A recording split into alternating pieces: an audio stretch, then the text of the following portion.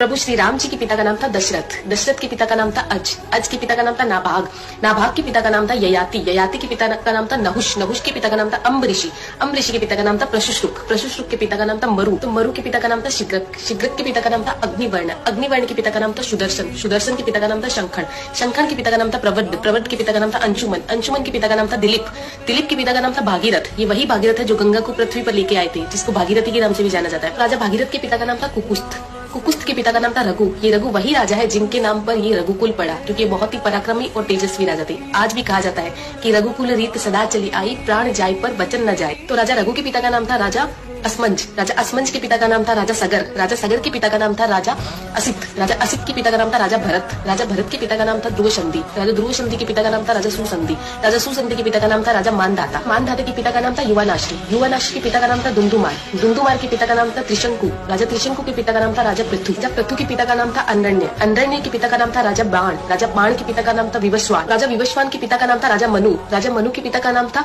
इक्ष्वाकु, इक्ष्वाकु के पिता का नाम था राजा कुक्षी, राजा कुक्षी के पिता का नाम था राजा विकुक्षी, राजा विकुक्षी के पिता का नाम था राजा कश्यप, राजा कश्यप के पिता का नाम था राजा मरीचि, राजा मरीचि के पिता का नाम था ब्रह्मा जी। तो इस हिसाब से हमारे प्रभु श्री राम जी ब्रह्मा जी की 39वीं पीढ़ी है, 39th। आने वाला इतिहास ये नहीं बोलना चाहिए कि सनातनियों को मुगलों का इतिहास तो पता था और खुद का इतिहास नहीं पता था। तो ज्यादा से ज्यादा इस वीडियो को शेयर कीजिए। जय श्री राम।